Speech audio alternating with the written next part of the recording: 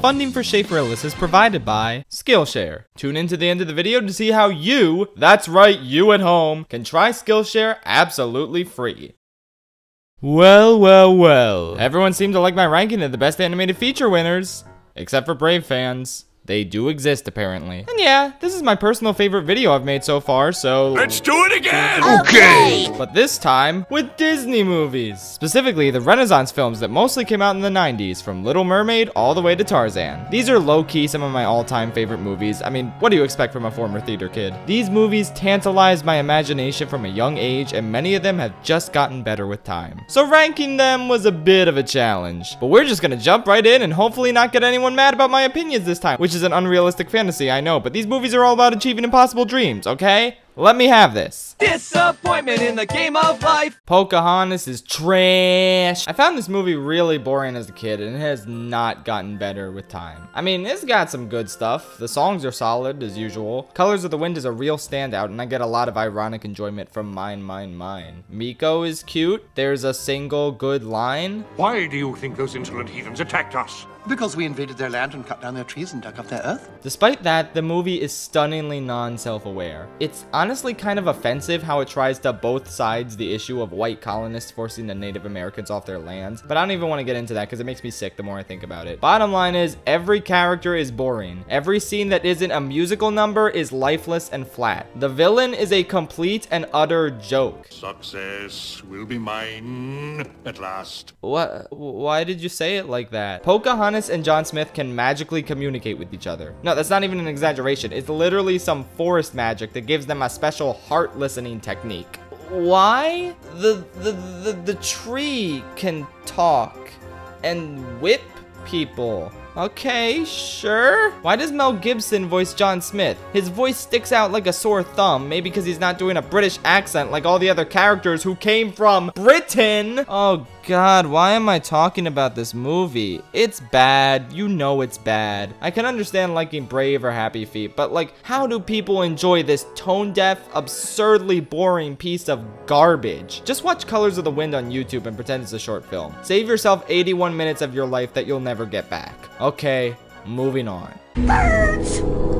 You're saying things. I really didn't feel like watching this movie. It really shouldn't count for the purposes of this list. It just happened to come out after The Little Mermaid instead of before by some freak accident. It is a leftover from a bygone era of Disney films that I have not seen and have no interest in seeing. But whatever, I watched it to be safe and it's fine. I like a few things, namely the villain. He's pretty funny and menacing. I really like that sequence with the eagle at the beginning. It's real pretty. The bird is pretty okay. I guess the mice are okay despite barely being in the movie. Like, seriously, what's the deal there? Isn't this movie called The Rescuers Down Under? Aren't they the rescuers? It is the titular role, and yet they feel like weird side characters. I'd complain about this other mouse trying to form a wedge in their relationship, but he really doesn't? Which I guess could be considered a neat subversion, but I think it's more so a case of the movie not devoting any time to their relationship or their characters whatsoever. I think they get like 2 scenes where the guy mouse wants to propose but fails to. 2 scenes does not equal a running gag, bucko. This kid is the dumbest person alive. Yeehaw, kiddo, I'm an evil poacher, threatened to kill you on numerous occasions, but now the eagle I'm after is dead. Oh well, guess you're free to go now, kid. But golly gee, it sure is a shame that those eggs are unattended to. If only someone would go check on those eggs. Then this dumbass goes straight to where the eggs are, and the villain follows him in a loud-ass tank. It is here, at the very end of the movie, where the titular characters finally impact the plot by telling the kid that he's a complete moron, and that George C. Scott followed him here. Oh, there's a big surprise! God, this movie is just unbearably stupid. It has enough good elements to keep it above this. See how I did it? But I feel like I just got nothing out of this experience. If you ask me, this doesn't count as a Renaissance film. Release dates be damned. It feels so archaic, especially compared to the movie that came out the year before it, and I seriously doubt I will ever think about it again. If you like it, good for you. I don't care. It's Tarzan, Lord of the Drapes. Tarzan is kind of a frustrating movie to talk about. It's not bad, but it kind of disgusts me on a personal level. I feel like all the pieces were there for a really powerful, compelling, top-tier Disney experience, but the movie really dropped the ball in a lot of key areas.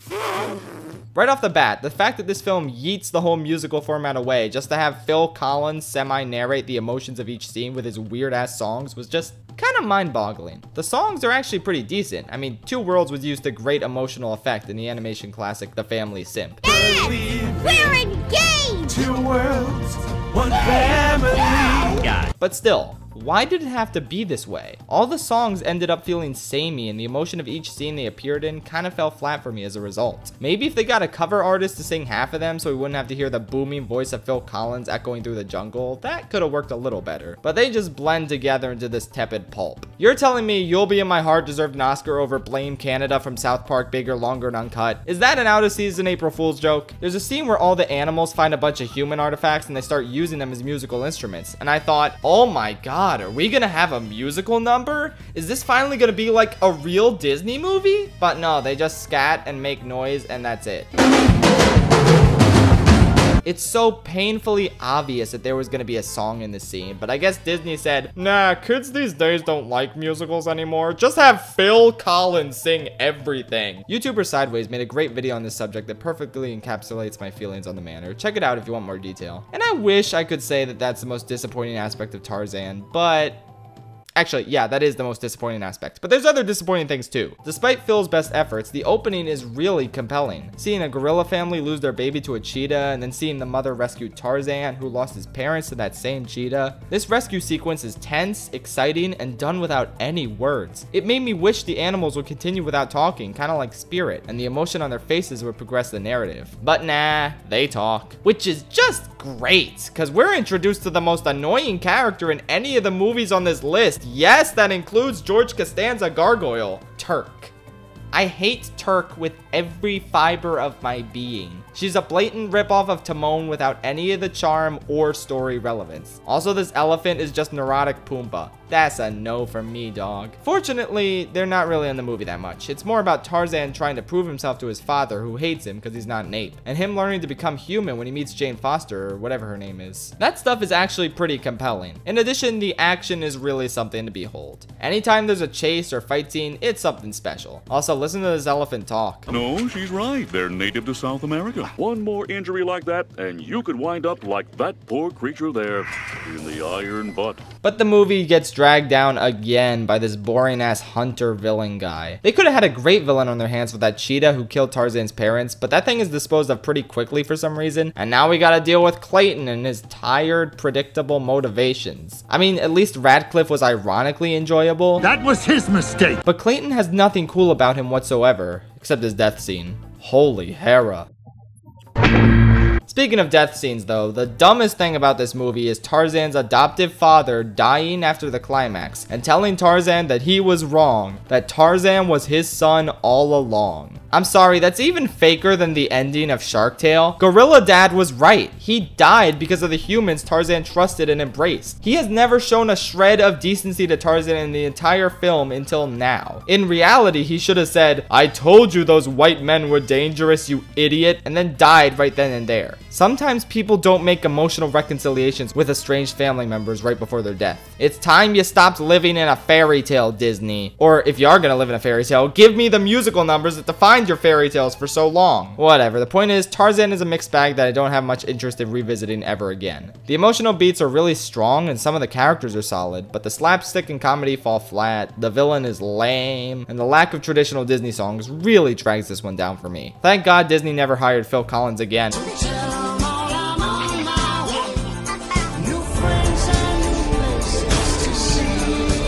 Are you kidding me? Are you kidding me? Are you out of your mind? Dishonor on you! Dishonor on your cow! Mulan is kind of a weird film to talk about. I like it, but I can't shake the feeling that something's missing from it. Maybe it's the fact that there's considerably less songs than the typical Disney movie and not all of them are top tier. Maybe it's the fact that the villain, while menacing, doesn't really have any connection with the hero. I mean, this scene from the climax perfectly encapsulates this issue. the soldier from the mountains. Yeah, he doesn't know her at all, so his presence in the film is kinda limp, even though he murders a ton of people. The comedy is also kinda hit or miss. Sometimes Mushu has a great line or two. Sometimes he doesn't work for me at all. I mean, we're basically just watching Donkey for the entire movie, and I don't know if he really fits the tone of a Disney film as well as he does the Shrek movie. Oh, and you know what pisses me off? Mulan didn't fail with the matchmaker through any fault of her own. It was that stupid cricket getting in the coffee. If the grandmother hadn't stuck that cricket up Mulan's ass, none of this would have happened. And I love how hilariously different the grandmother's speaking voice and singing voice are. An apple for serenity, a pendant for balance. Beads of jade. Even so, the movie's visually neat, it's a very well told story, the side characters are great, Mulan is a really compelling protagonist, and goddamn, they didn't have to go that hard on I'll Make a Man Out of You. But they did. And I'm so happy about that. I also love how a movie about a woman becoming the best hero in the land and proving all the men wrong didn't turn into a self-congratulatory circle jerk, which modern Disney most certainly would have turned it into. Teaching another girl to read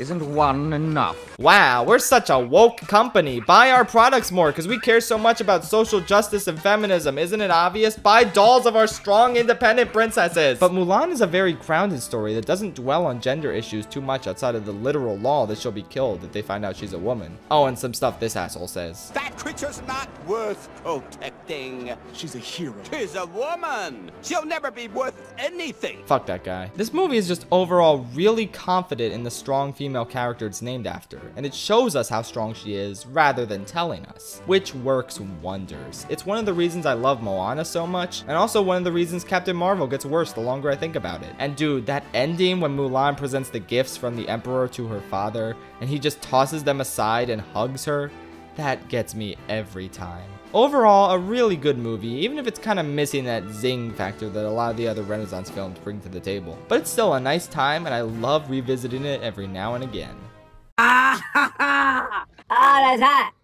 That's hot. I mentioned in my review of Will Smith's Genie movie that I'm not overly attached to the original Aladdin. Or maybe Chris said that. I don't really feel like going back and checking. Bottom line is, I'm not overly attached to Aladdin. I don't know, Aladdin and Jasmine never really clicked with me. I think they have good chemistry and I love that whole do you trust me motif, but individually they're not the most compelling protagonists. Jafar isn't really anything special at first either, and neither is the movie really. I think the Chosen One narrative is really contrived here. Sure, it's over within the first act, but still, why is Aladdin of all people the only one who fits this diamond in the rough criteria? That's kind of weird. Also, the CG in the Cave of Wonders escape, that's gonna be a yikes for me, dog. Then we meet the genie.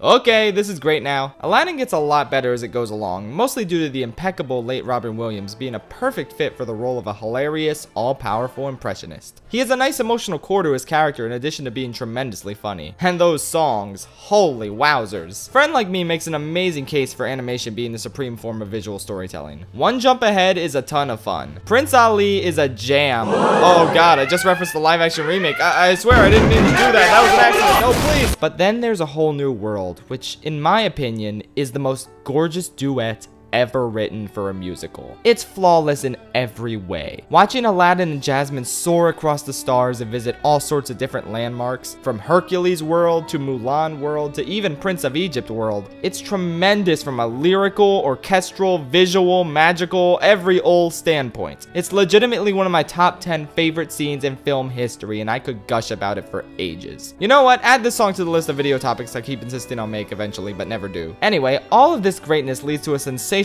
climax where Jafar goes from a moderately decent villain to holy crap, this guy's unhinged and I love it. His crazy sorcery tricks, his hilarious bad puns, his absolute madness, and the fact that Aladdin beats him by outsmarting him rather than by using brute force. What a ride. Easily one of the best final battles in any Disney film. Bottom line is, I really like this movie, just not quite as much as some of the other Renaissance films when considering the overall package. But a lot of the individual elements here are some of my favorite portions of any Disney film ever. And as a result, I can't be too hard on this movie. It's a really fun time with some absolutely transcendent moments, and I highly recommend it. Fish are dumb, dumb, dumb. They chase anything that glitters. Holy carp, I don't remember the Little Mermaid being this good. Not only are the songs vibrant and alive, not only is the underwater world magical, not only are the side characters endearing as all heck, not only is the villain such a delightfully bad bitch, but Ariel is just such a great central protagonist. Believe me, I've heard the complaints. Oh, she gives up her voice and free will for a man. She's so whiny and a terrible character, and so on and so forth.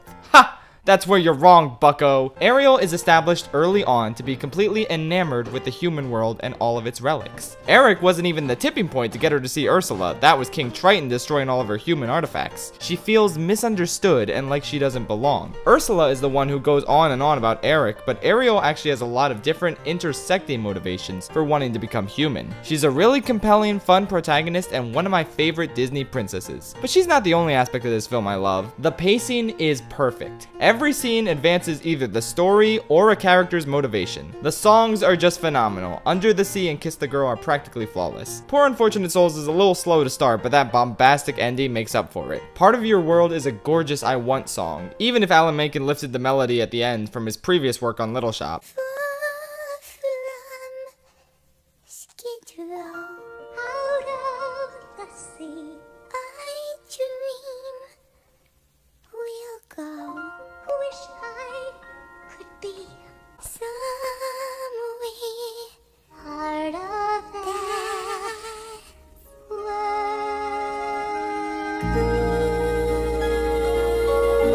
And he thought no one would notice. Also, the orchestral score version of Part of Your World is one of the most beautiful sounds I've ever heard in a motion picture. The cinematography is stunning, there's some great jokes, vibrant colors, absolutely incredible animation. It's pretty easy to tell why this movie was such a gigantic, influential hit. This is just everything I want in a musical and more. I could rewatch it a million times and never get tired of it.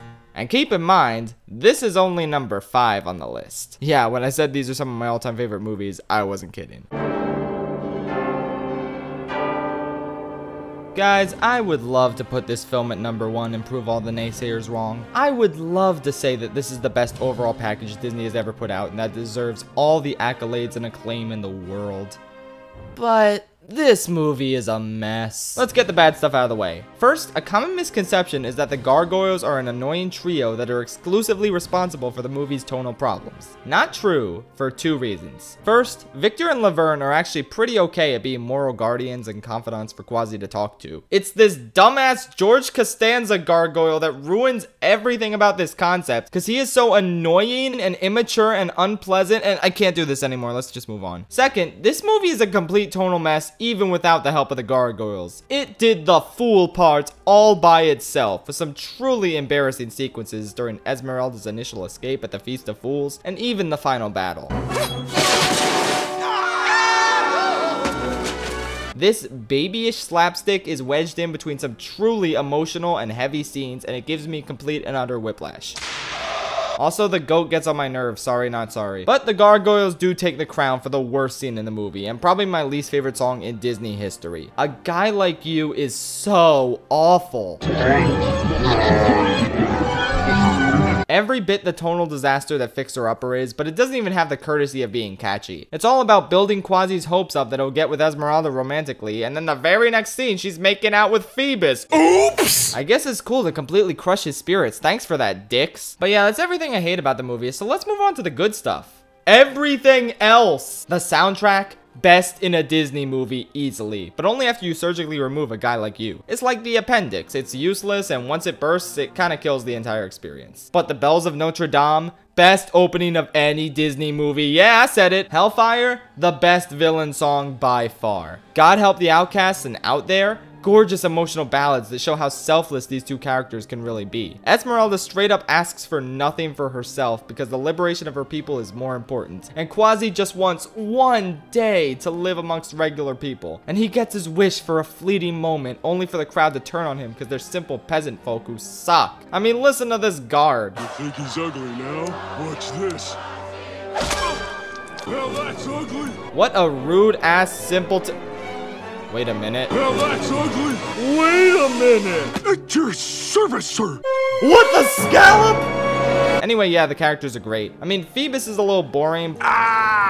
Yes! But the plights of Quasi and Esmeralda really carry this story a long way. Plus, Frollo is still the best Disney villain. I know I complain that he isn't really as three-dimensional as he appears and that the musical made him more compelling, but goddamn, if this Frollo isn't the most evil-ass motherfucker in the entire Disney pantheon, I don't know who is. He's tremendously fun to watch, and he still has more depth than the typical Disney baddie. There's just so much to love here. The vibrancy of Paris, the epic orchestral chanting, the stunning molding of traditional and CG animation to give Notre Dame its grand feel. After the misstep that was Pocahontas, this truly feels like the next step up in terms of making every Disney movie more grand than the last. It's just brought down a bit by the tonal problems that really didn't have to be there. Like I said previously, I prefer the stage musical. It fixes all these issues and it's a more compelling piece of art. But this movie deserves credit for its ambition, even if not all of it panned out in the end. I really do wish I could rank this higher in good conscience, because the best parts of this movie are straight up the best parts of Disney in general. I respect this movie more than I like it, and I already like it a whole lot. So that's a great deal of respect. And if I were this movie,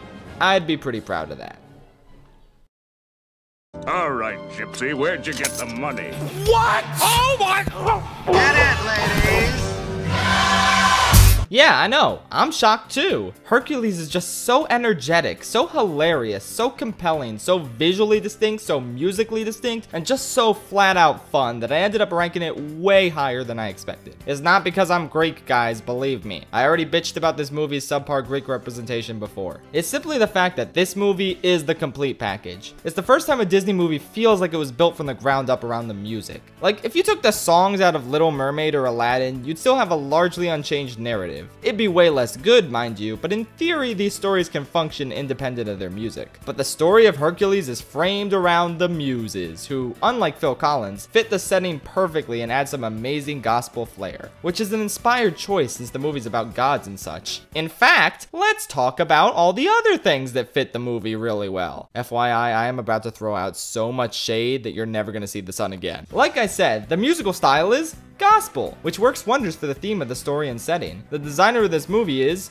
Gerald Scarfe, the guy who did The Wall. This is an inspired choice because his designs are so distinct compared to every previous Disney movie. The jagged edges on the characters and the abominable monsters just pop and look incredible. The look and tone of the movie is gonna be Las Vegas. Nice, it really highlights Hercules becoming sort of a superficial hero rather than a true one, which is a conflict within the story. And the singer of the main song is gonna be Michael Bolton. Dude, that buttery voice singing Go the Distance, I am here for it. Hercules is pretty interesting.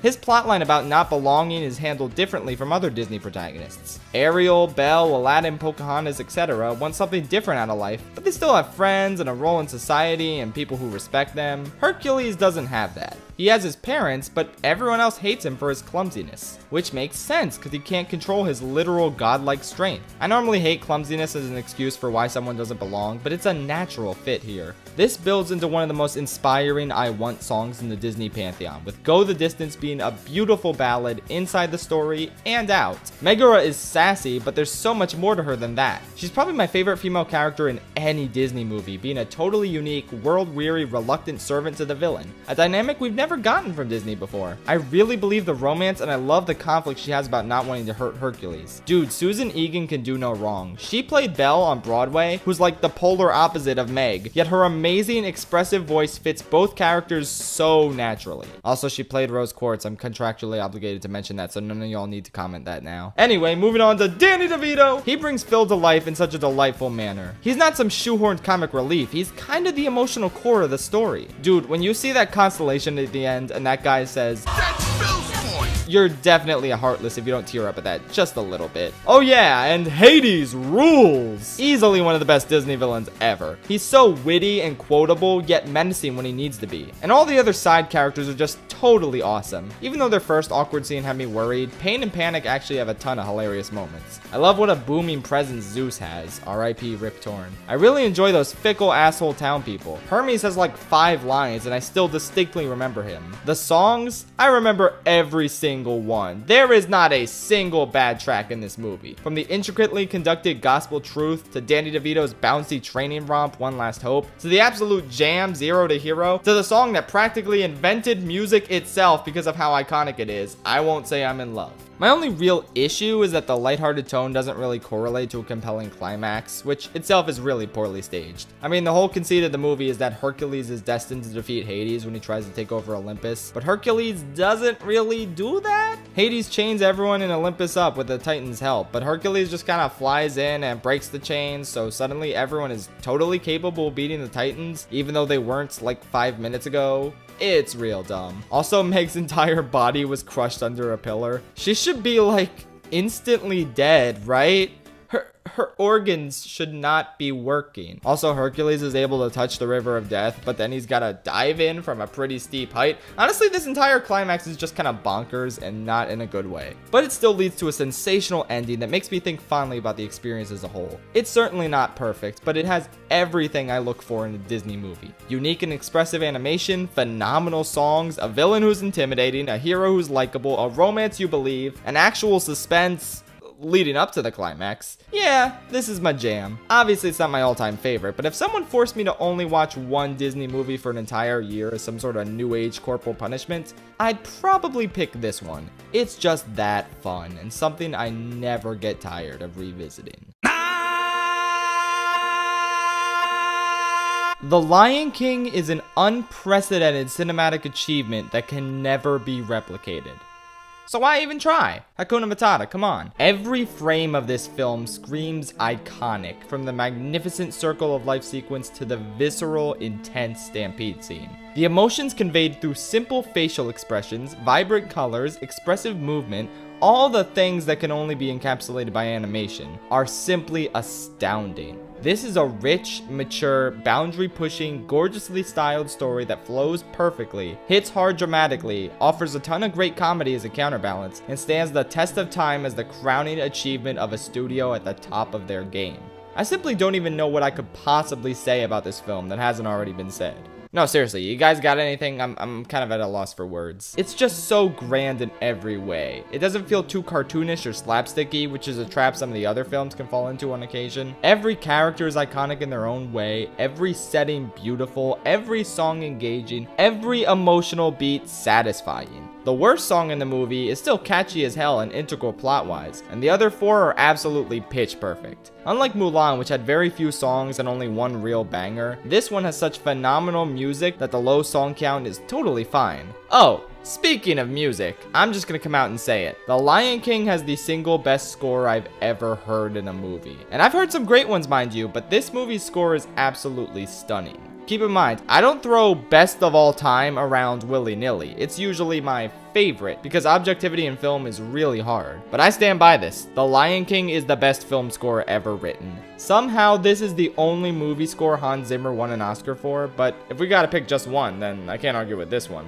The score enhances the ambiance of every scene, makes for such compelling action, introspection, lightheartedness, and tragedy. It isn't solely responsible for this movie's artistic merit, but it's a very big part of it. And it's the centerpiece to one of the greatest scenes in film history. A scene I physically cannot get through without chills or sobbing or both. I mentioned that A Whole New World was in my top 10 favorite movie scenes of all time. This is in my top 3.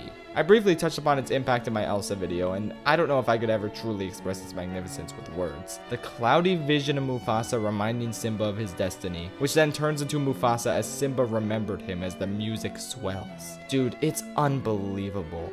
You know it's unbelievable, I don't need to tell you. Literally the only problem I have with this movie is Matthew Broderick's weird voice. Otherwise, this is the most iconic animated film of all time. How could I not adore it?